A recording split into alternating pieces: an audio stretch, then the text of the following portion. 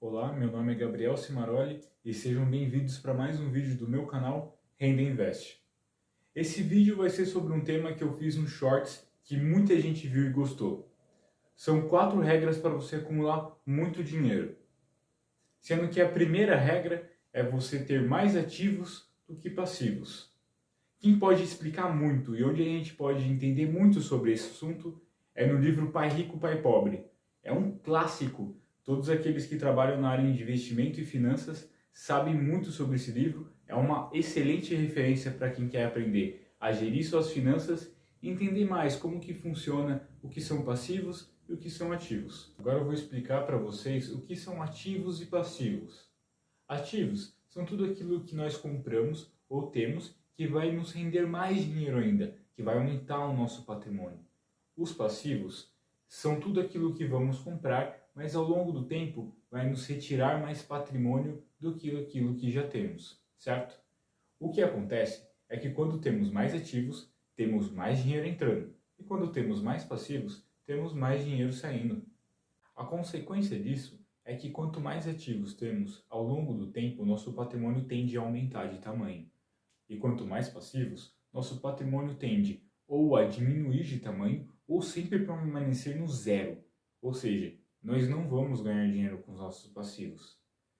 O livro deixa claro isso, que os ricos tendem a ter mais ativos do que passivos. Por isso, então, eles recebem ao longo do tempo muito mais dinheiro e acabam enriquecendo, usando os ganhos de seus ativos para cada vez mais aumentar o montante de juros recebido ao longo do tempo. Agora, os pobres ou as pessoas de classe média, que seja, sempre vão adquirir mais passivos.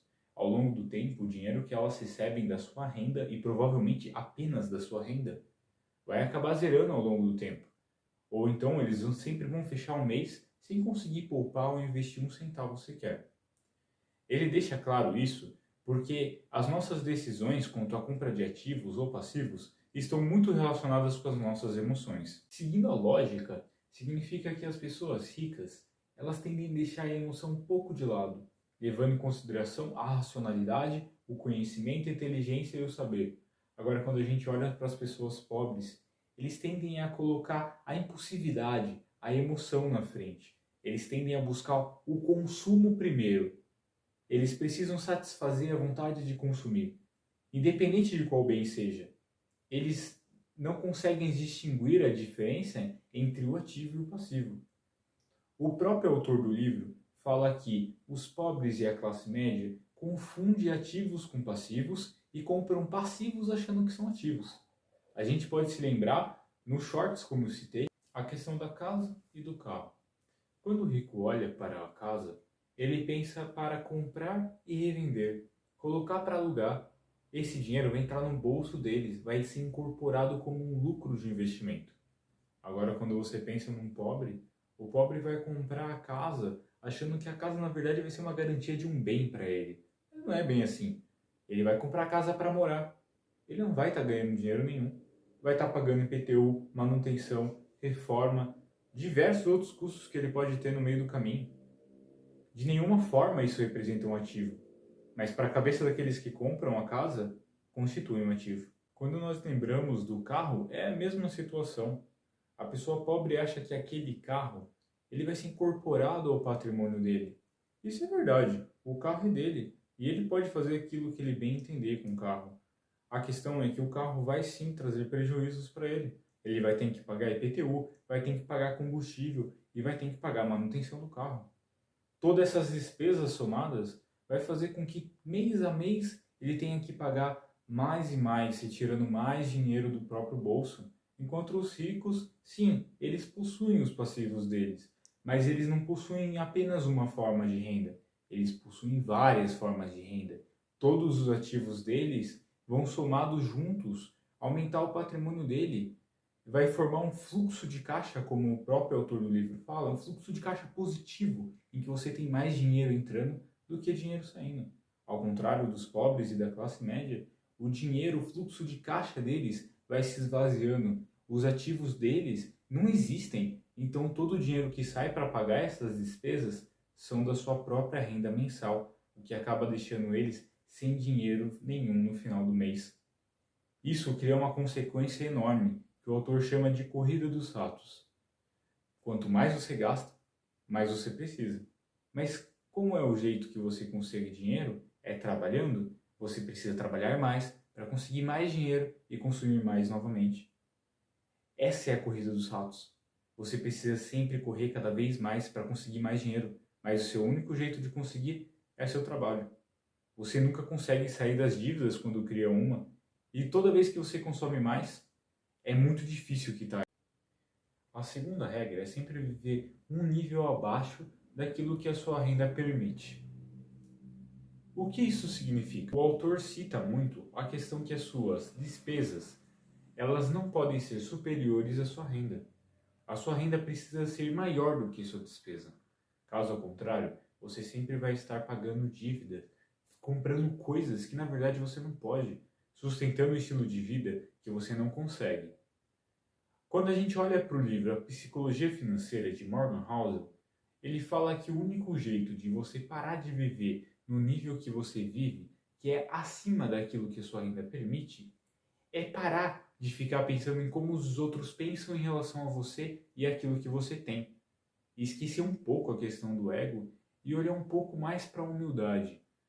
A questão de viver um pouco menos com aquilo que a gente tem não é nenhuma questão só de investimentos, mas também é um estilo de vida diferente em que a gente pode adotar.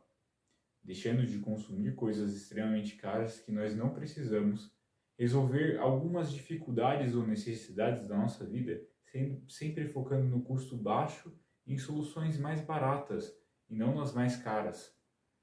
A questão é que todas essas atitudes e hábitos que rodeiam uma vida um pouco mais humilde e simples fazem com que ao longo do tempo você acumule mais patrimônio. A terceira regra é seja minimalista. É um termo que você deve ter escutado muito falar ultimamente.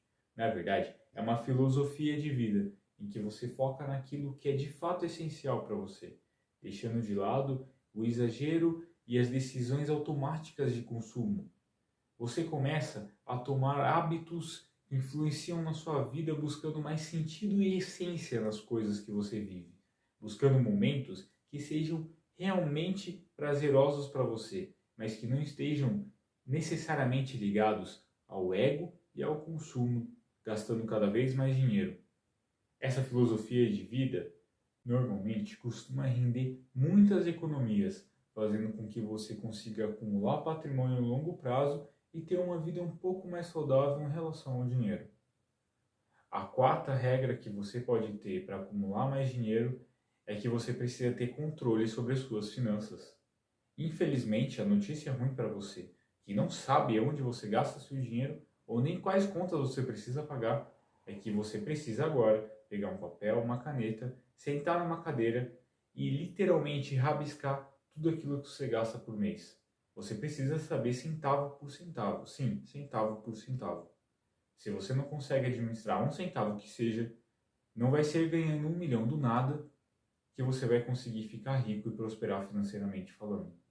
Você precisa ser capaz de administrar pequenas quantias primeiro, para depois ser capaz de ganhar mais dinheiro e então ir com o tempo aumentando seu patrimônio.